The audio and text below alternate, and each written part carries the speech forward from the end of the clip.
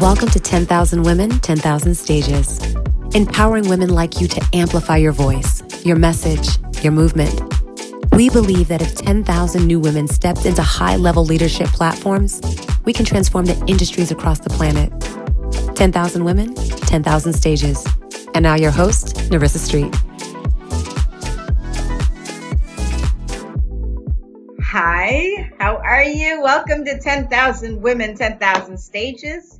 My name is Narissa Street. As you heard, I am going to be talking to you about how to amplify your voice so that you are heard in your industry, wherever it is that you are. I am so happy to bring guests who have already done what it is you are trying to do and have their tips and their tools that they are going to share with us. So today, oh my goodness, we have none other than Sharon Gutierrez. How are you? I'm so good. Thank you so much for having me. I'm just so excited right now. I can't even. I can't. Yes. Well, let's get right into it. Tell us who you are. Well, my name is Sharon Gutierrez, as you just said, and I am a Latina business owner. I've been an entrepreneur for right about 10 years, actually. And I would say probably the most interesting part of my story and who I am as a business owner is the fact that when I was growing up in Alaska, of all places, my mother worked full time and she homeschooled. So that just kind of meant that we, me and my younger siblings were at home all the time and not schooling in Alaska. Huh? So what? I'm sorry. I usually don't interrupt, but you can't just start off a story with homeschooling in Alaska and then just keep it moving like that. I know, right? So I feel like that's why people, you see me online and stuff and I'm like, oh, there's so many stories. There's so much background. But no, we moved up to Alaska when I was really young, about 6. And my mom moved up there with my younger siblings. Her parents had moved up there to chase the Alaskan dream. But my father went to prison. So we're just okay, we're going to restart in Alaska. Wow. And so, so we were homeschooled. So that meant we stayed at home and really not schooling involved. So I don't have that education piece. I actually never went to kindergarten, middle school, high school, nothing. And in fact, when I was about 14, I started to feel this big disconnect between I just felt stupid. And so I worked with a local organization, a homeschool umbrella, and ordered all the books I needed to graduate. There was 22 courses, ordered all the books, filled out all the books, gave them back, and they gave me a diploma. So wow. I never set out to be an entrepreneur, actually. I always knew that I was meant for something bigger, but I never knew what that would look like. And so I worked retail for a few years, and then I ended up going to college. Kind of just worked my way in. I had to take a lot of developmental classes, but graduated with honors. And really, it's always been just kind of what's the next step, And so that was a thing. And then I moved to Hawaii, of all places. So I went extreme Alaska to Hawaii. No. She's I'm done with the cold. Yes, I was volcanoes. No, honestly, I never even walked after my graduation. I took my last final and then I just got on a plane and I went to Hawaii. Wow. And so when I was there, I was working, got a job pretty quickly as a marketing director for a multi-million-dollar nonprofit. And in that, realized that I had this skill set that was a business. And so if we rewind a minute back to the whole homeschooling, I kept myself busy by reading a lot of books. And then we had been given a computer. And it was donated to our family through a program. And so I started building websites at 13.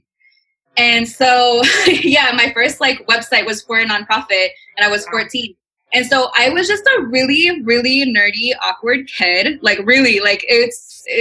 I'm not joking there. And so you just think about someone who stays home all the time, reads books and builds websites. And so now I'm the marketing director for this nonprofit. I'm out running around and speaking and doing events and stuff. And then people started wanting to hire me to do websites and marketing consulting and all that. So then, quick story is I ran a marketing agency for 8 years and then switched into motivational speaking and coaching and best-selling book. And then now an app developer. So that's me. That's what I do. Nice. Wait, hold on. So we have all kinds of things. So the thing that I think I wanted to pull out, for the audience is that there is something that even at 14, at 13, you felt a need to do. And you pursued it yourself. So I think there are all of us who, at some point do feel weird and nerdy and whatever, but what you were able to do is, okay, fine, this is how I feel. But you trusted yourself enough to just go, you ordered the books that you needed to order so that, as you said, you felt that, and your words were stupid. And I would say that maybe the better word is like maybe unexposed. Right? Oh yeah. I mean, like that's really perspective. Cause I mean, that's just like, that's how I felt, or I just like, I was so ashamed of it because I felt so uneducated. And I feel like as women in business, we tend to think that we have to do all of these things in order to move forward, or we have to have this background, or we even look at people and we're like, oh, well, they have it easy or whatever. But no, like there isn't an excuse in my book because I'm just like, no, like we don't need to have, there's not a background, but there is a passion and it is leaning into it and then just keep moving forward. Like we don't know how it's going to unfold, but when we're so open to that, like things just like, as long as we're moving forward and we're not just like stalled out because we're worried about whatever, what other people think or whatever our track looks like or whatever, we just have to keep moving forward and then the doors just start to open.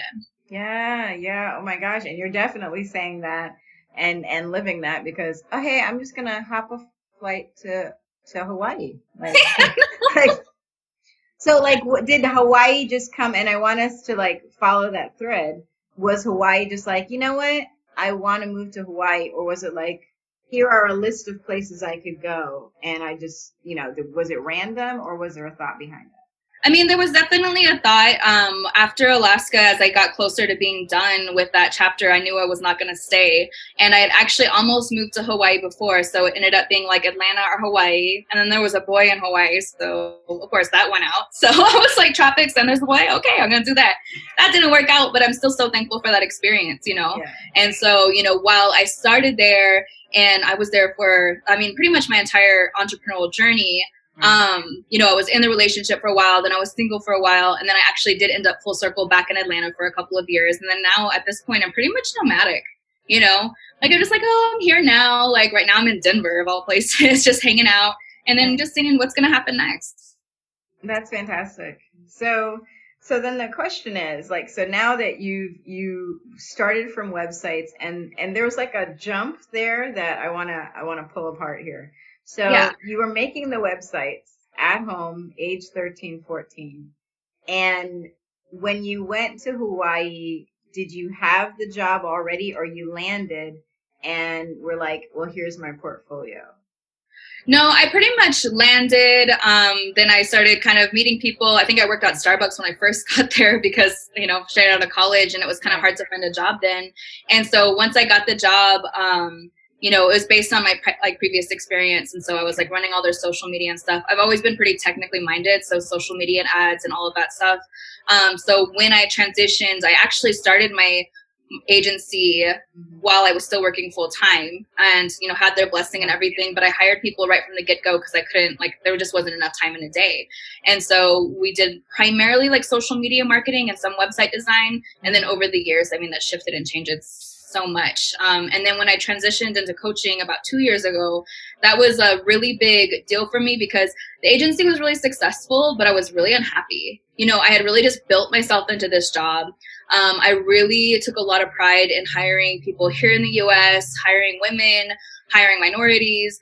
And it was good, but it was just really stressful and very expensive, right? And so it was hard to compete with people that outsource and everything. And so I found myself just really stressed out all the time. And I found that business owners would come to my agency because they wanted us to run ads and get them clients, but they hadn't taken the time to set up any kind of structure. And so, literally had it happen more than once where they would get the clients, but they couldn't actually handle up with it, And so that was so painful to me, but they weren't in the mindset to receive the strategy part and everything. And so I was so I started doing coaching. So I'm well, let's build a plan first. And then I realized how much I enjoyed that. And that's when I just transitioned. I'm this is what I'm supposed to do. I love it so much. And I feel literally my program is called the Activation Program because there's nothing I love more than just taking something apart, looking at all the pieces and then building it back up and making it move, That's amazing.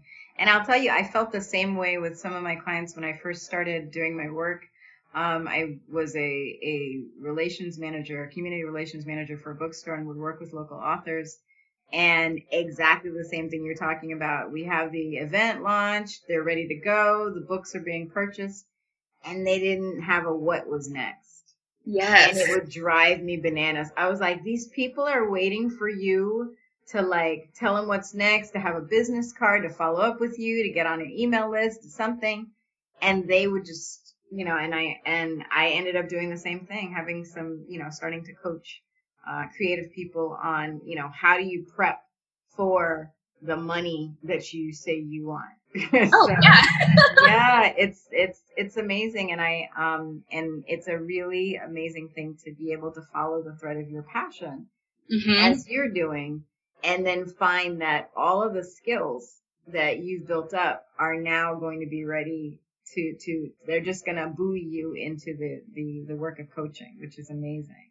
Yeah, I mean, I think we always want this like really cute, like linear progression of like, oh, you know, it just goes from here to there. And like, really, we're just bouncing all over the place and learning so many lessons. But I'm so thankful for every experience because, I mean, it's given me such a huge depth of knowledge in like so many different areas that I'm just like, man, like, I'm so glad that I did that and so glad that it's done. And so, but I love that I can lean on that. So that's awesome. So let's talk about that as well, because what you were saying with the coaching is that so people would want the ads or want the marketing, and then wouldn't be able to close the deal, you know, or not close the deal. Like maybe they'd get the deal and then they wouldn't be able to follow up or follow through. Yep. So you have a new app, I think. And tell me a little bit about that app and where that came from. Yeah, so actually it's called Pretty Simple, and it's a leads tracker app. So what I wanted and what I found is that as business owners, you know, with my coaching clients and people that I talk to, like we kind of, and for myself, let's just be honest, this is actually myself, like I avoid like the admin stuff, like the money stuff. You know what I mean? And that's taken some stuff to get through. So I'm a lot more like comfortable now than I was like in the past.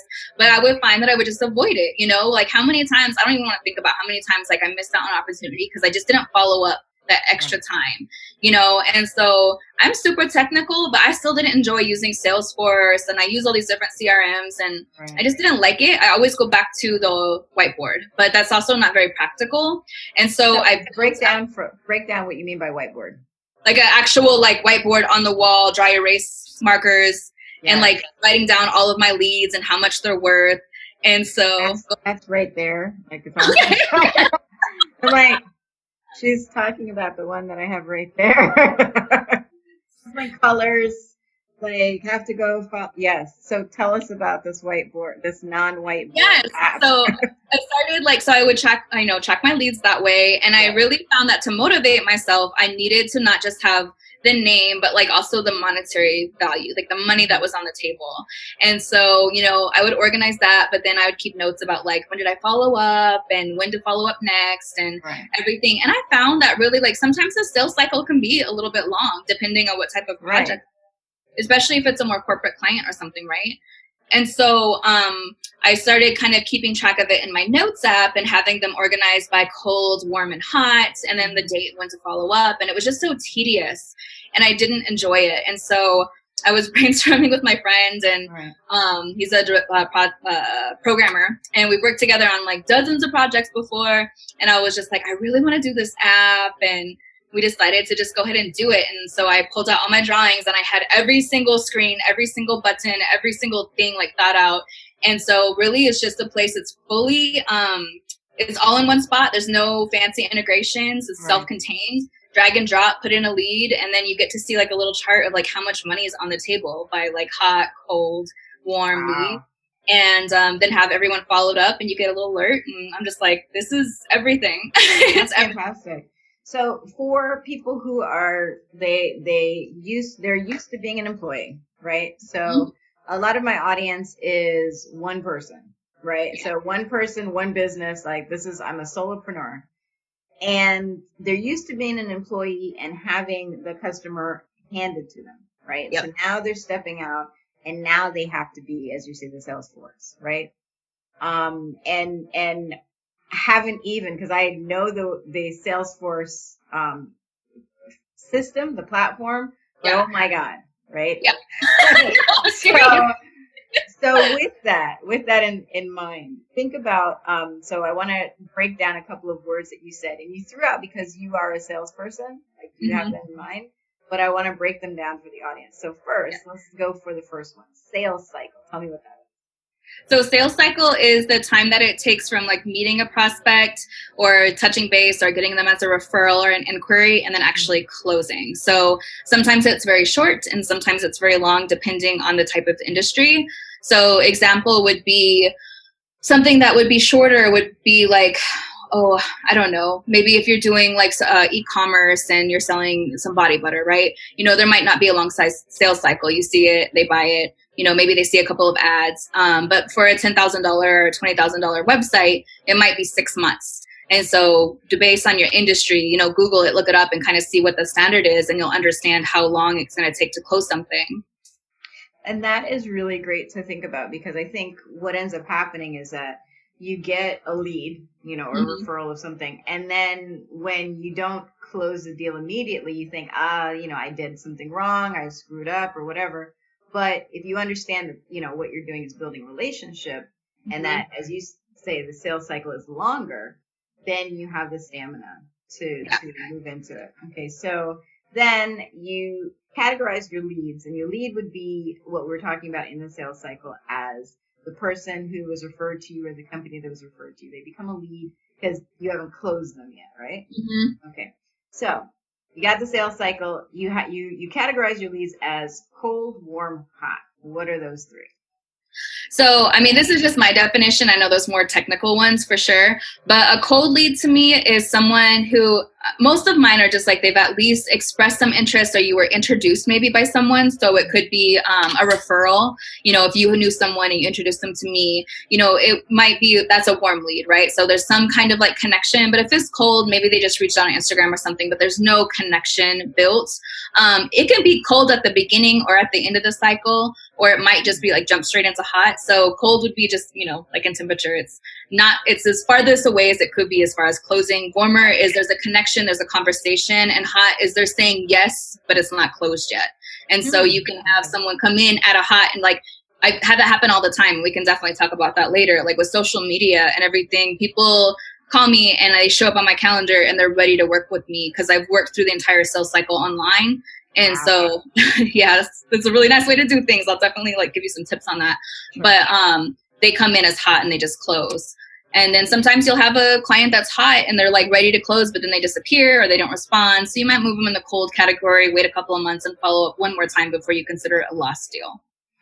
That's interesting because I think that's a thing as well, that when somebody becomes cold, then people are just like, oh, well, when maybe you could follow back up and maybe they're like, oh, okay, well, I wasn't ready before, but I'm ready now. And I've had that happen where I connected with somebody at some sort of networking function. She had heard me speak. She was like, oh my gosh, you're amazing. And then I said, okay, well, here, let's follow up. And we talked and she was like, no, I'm not sure. And I said, okay, well, no worries. You know, when you're ready, you're ready. And then she reached back out maybe about 3 months later. She's like, ready to go. So. Oh, it happens all the time. Yeah, and I hadn't reached to her, which now, you know, when you're talking to me about that, I'm like, okay, well, let's not leave anybody behind. Just like keep connecting with people, keep, you know, reminding them who we are, right? Oh, yeah. And we don't, I mean, like, especially, okay, as women, we do this a lot because we question our value and our worth so much. I think we're pretty conditioned to do so. So that doesn't, we don't need to go into all of that, but we should address that. That is something that's not true. Well, let's address it. Let's do it. Let's do it. Like, yeah, let's do it. No, I think we're so conditioned to not ask for what we're worth. We're so uncomfortable talking about money. We're so uncomfortable charging what, like, the value that we bring to the table. And even like sales, the sales conversation, like people are really uncomfortable asking for the sale. And that's like one of the biggest things that I've learned is, one is just ask for the sale. Like, don't have a 2-hour conversation, like have a 5-second conversation, you know, see if it's a good fit, but ask, like actually ask, don't forget that part of it. But more than that is, you know, when someone like, you know, doesn't respond back or whatever, you don't know what's going on in their lives. You know what I mean? They could be really busy with something. They could have forgot. They could need to move some things around. Who knows what it is? But I honestly just think to myself when I'm getting in that space of like, oh, I'll just write them off. I'm like, no, like I'm doing a disservice to them. Like my work is of incredibly high value. So like, how would I do something so terrible to a person as to like not, extend an invitation for them to get to work with me?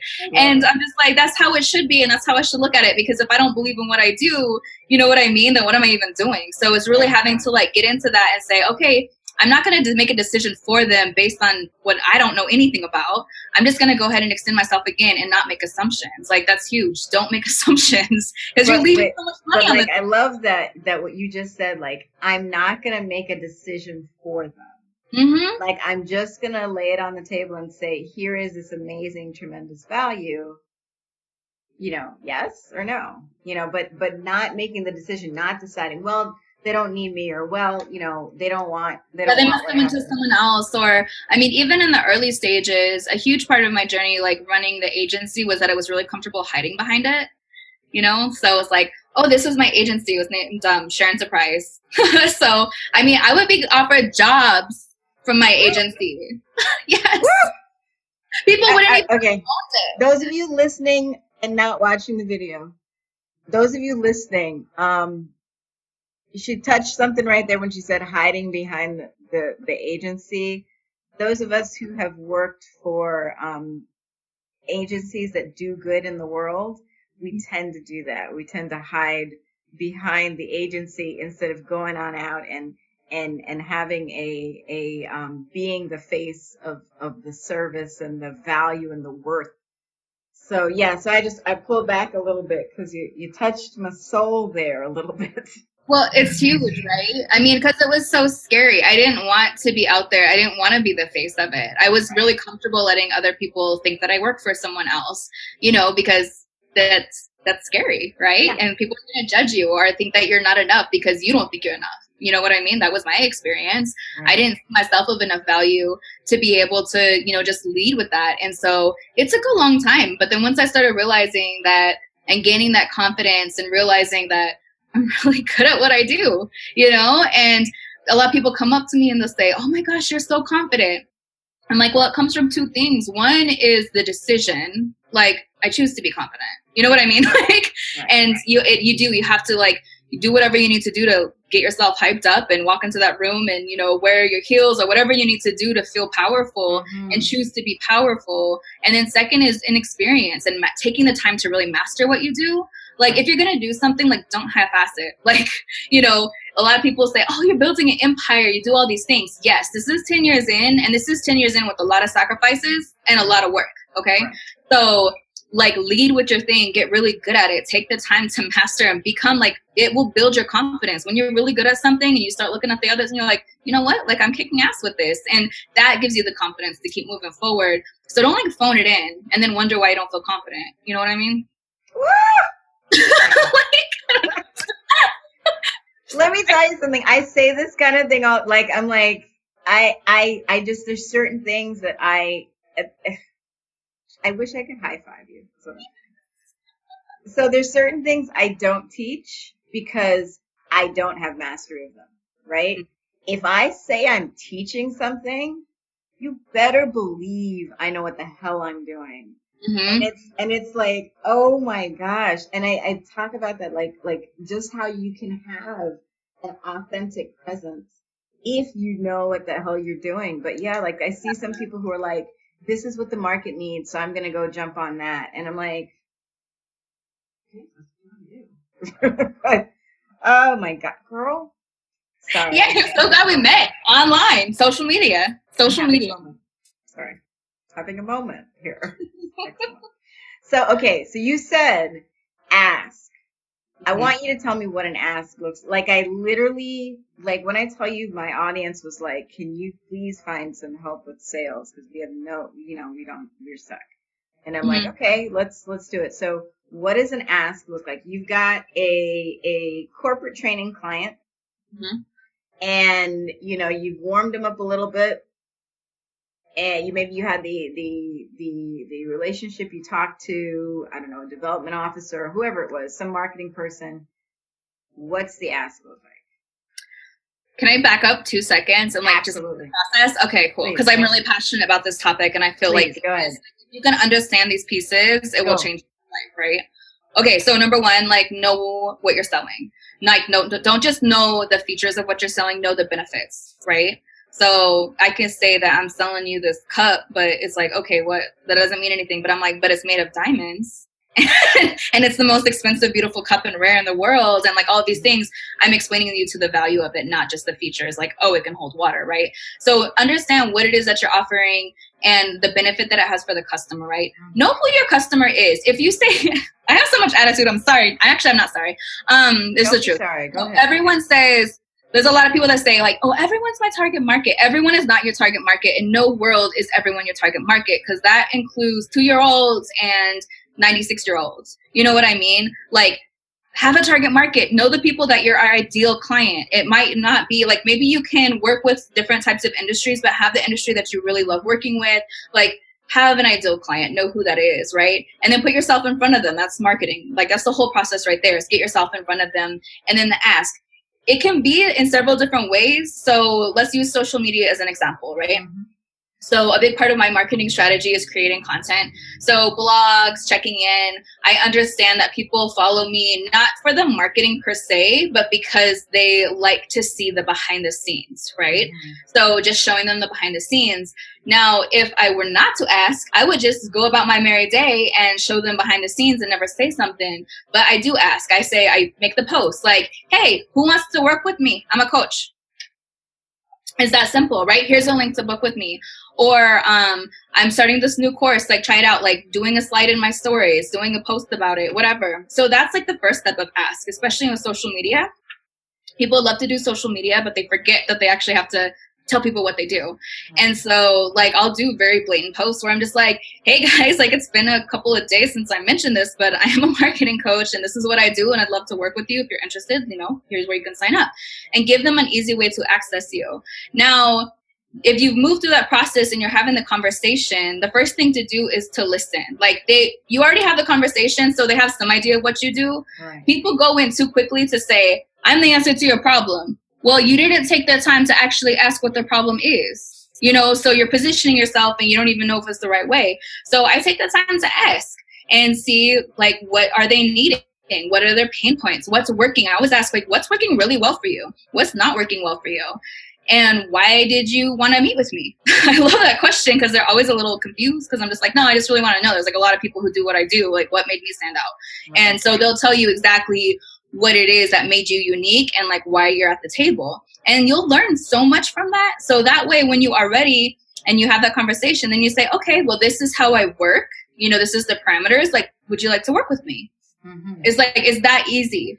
And so, and then give space to let them respond. But if you don't ask them very directly, then you can kind of get in that weird space where people are like, oh, well, maybe not right now. Like, okay, like, why is now not a good time? I'm not trying to pressure you or anything, but I'm just wanting to know. So if there's anything I can change or we can customize for you, then I'd love to do that.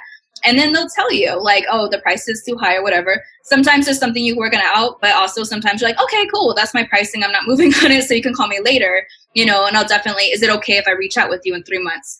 You know, and so you're setting yourself up for success so many times because you're finding out what they need, you know, putting yourself like, hold your horses about explaining all the things that you do, because they might not care about 90% of it and you're wasting a lot of their time and their energy, right?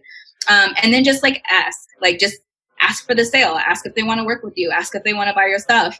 And if they say no, ask why not, you know? And I think a lot of it just comes from like your tone, right? And there's people that are very aggressive salespeople, and there's nothing wrong with that style. It's not my preferred style. You really need to understand the type of person you're working with and who you're speaking to, and just know that some people are very bullet points. Like, I'm a very bullet point person. Like, I don't need to know the details about anything, but you can summarize that pretty quickly just by talking to me for a few minutes, right? But some people are a lot more like detail oriented, and like, so take the time and explain the details to that person, but don't give the same presentation to the person who also just wants the bullet points. Does that make any sense? It makes perfect sense. Okay. And definitely the listening is so key, because I think a lot of people, they want like this cookie cutter way to do sales. Mm-hmm. And a lot of it has to do with the confidence. Like, if if I'm not confident in approaching somebody for a sale, I want like a book to read from. But when you're talking about knowing the benefit that you bring to the table, whatever it is you're bringing to the table, then knowing that and knowing that inside out, and then knowing the customer. Right. And I think the last thing, not taking personally when they say no, like if they say no, oh, okay, why not? Mm-hmm. And I think that also is in service to them, because sometimes people say no. And when you dig, because I've had this happen, you dig, well, why do you say no? Well, I don't know that I fit what it is that you're doing. Yeah. And I say, oh, okay, well, what do you think I'm doing? And they're like, well, such and such. And I'm like, oh, I need to explain that. And so it's just a matter of, okay, it's information for them. It's information for you. And I think going back to sales, I've heard this several times, sales being a relationship before it's a transaction. Yes. Yeah. I think that's so important to keep in mind, no matter what you're doing, like even whether it's like marketing yourself or social media or speaking, like it's people at the other ends of it. Like your relationship is being built with people. It's not numbers, at all. Like I'm really not into vanity numbers. For those of you that are just getting started, like, I mean, I only have like a couple thousand followers on Instagram, and that sounds like a lot for some people for sure, but like, it's not. I mean, I don't have like hundreds of thousands, a couple thousand people on Facebook, and that's over time. But I have clients that close deals and they have 100 followers. It doesn't matter how many you have. It's the quality and the relationship that you're building with them. And if you treat them like people, engage with them like people, you are going to build a relationship online. And when you take the time to explain and talk about what you do, social media and stuff, then people start to understand it. And so you're working through the whole sales process, virtually. Yeah. So, and as you talked about before, going through this whole sales process online, being able to build those relationships, and do that through your social media marketing, I guess, and I like to talk to my clients and say, just be as authentic as possible. So do you find that authenticity is working for you online? Yes. Yeah, it's because I was so scared of social media for so many reasons. I mean, I've told you like little pieces of it, but like with the agency, I was hiding behind that. I think I really didn't have a lot of confidence. It wasn't until maybe even like 5 years ago, like after I built like $1 million company, that I didn't have confidence. Like if you asked me what I was really good at, I'd be like, well, I'm not really sure. Like I'm okay at this, kind of thing.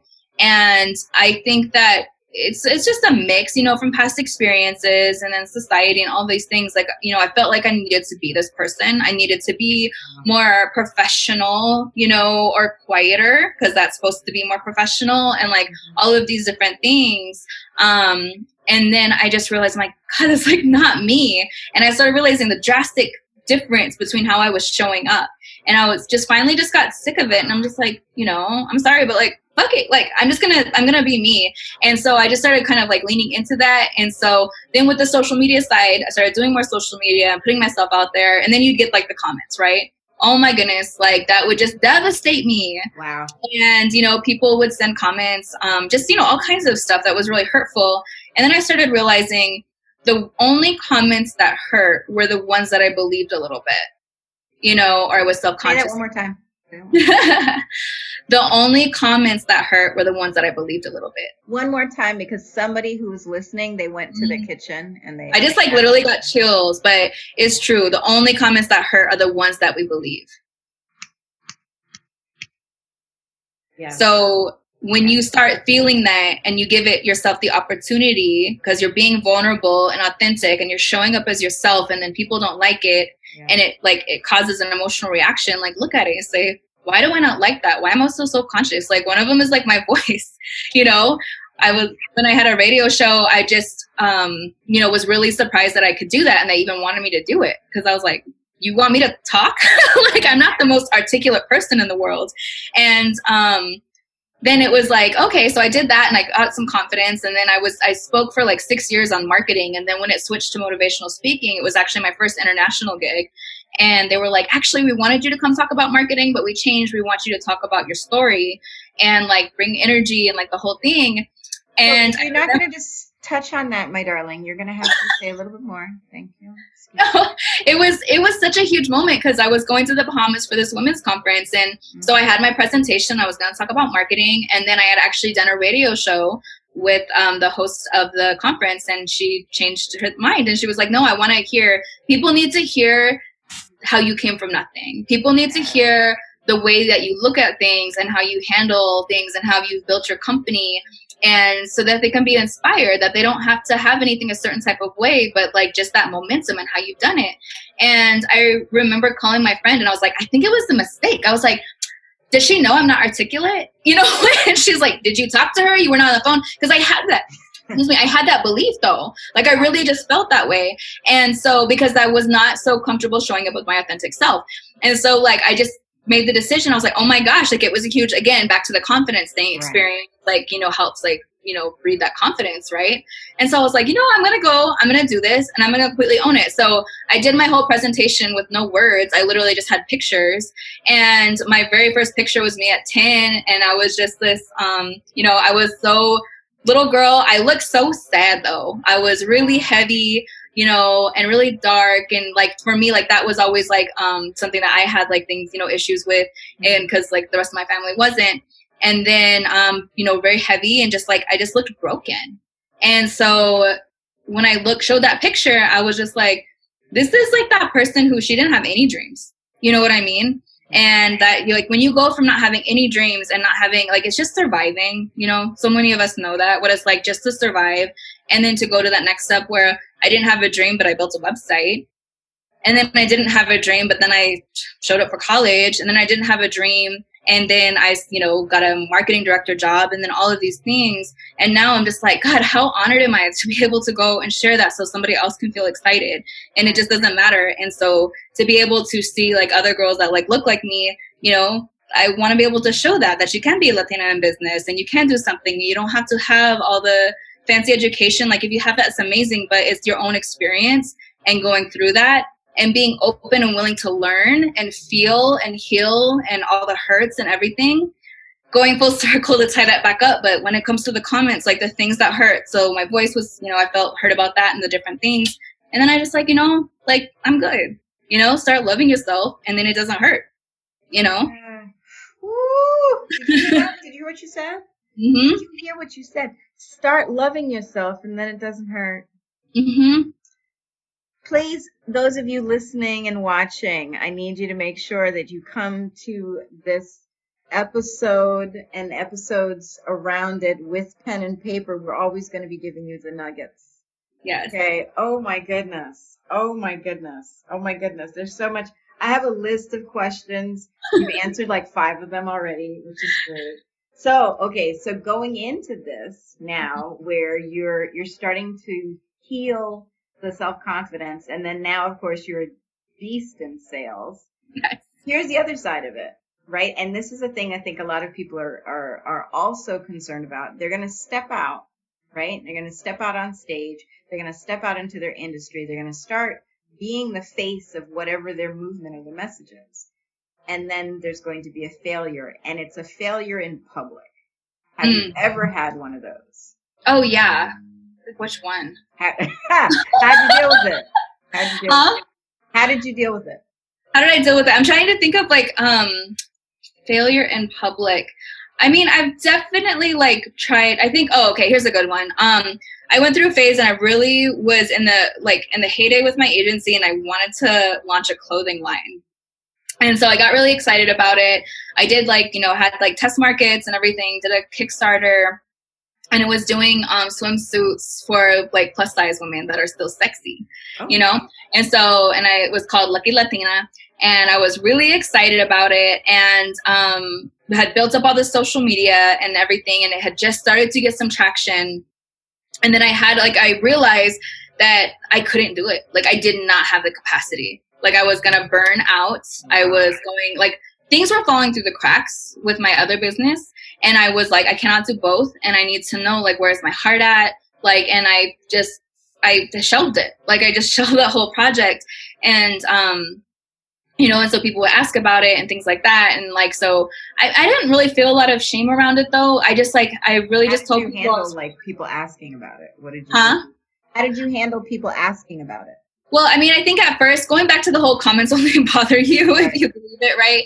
I was embarrassed about it at first. And then I just did the work, right? There's so much about this that's mindset, and just kind of do the work. When something bothers you, just like dig in and ask, like, why is this bothering me? Why do I feel shame around this? Why do I feel like it was a failure? Why do I feel like it reflects my value as a person?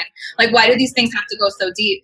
And then I realized that I made the right decision. I made the decision that was best for both companies. I love that quote that the fox who chases two rabbits doesn't catch any. It's like when our energy is super split, neither was going to succeed in the way that it could. And so then I was able to formulate a response and tell people like, no, I'm so excited. I think it's definitely going to come back up one day, when it's time to take back off the shelf. But I needed to give my staff and my clients my full attention with the agency right now. And so, I mean, that was the process. It was just like feeling the pain a little bit, definitely like having the grieving moments for it, but then being able to kind of sit with it, forgive yourself, and then have like a comfortable response that you can give people. That's great. And it's an authentic response too, because it sounded like professional, but at the same time authentic. Like this is, this is a decision that I have to make. Yeah. So, my gosh, that's fantastic. So what do people misunderstand about you? That I'm really tough and mean. I think I always get this comment where people say, oh, when I first saw you, I thought you were super bitchy, or you look stuck up. Yeah, that's the thing. I have like really bad, I don't know if you ever heard the term like resting bitch face. Like it's the worst. Like I catch myself in the mirror sometimes. I'm like, oh my goodness. But like, it's just literally like if your mouth is kind of downturned when you're neutral, like you just look mean, or can be perceived as mean because your facial features are showing what could typically be read as, contempt or something like that. Right. But I think that's the biggest thing. People think that I'm just this super strong and I don't have emotions and like everything, but I'm like really a really dorky person and really, I'm really silly. I play video games in my downtime, like, and I'm really sensitive. Really? You play video games? Yeah. Like, I don't have the thing, but I have this.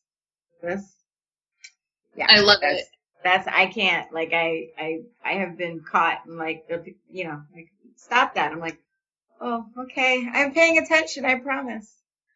Oh my gosh. I love it. No, I have an Xbox set up and I like, yeah. I can't. If I do that, it's over. I can't.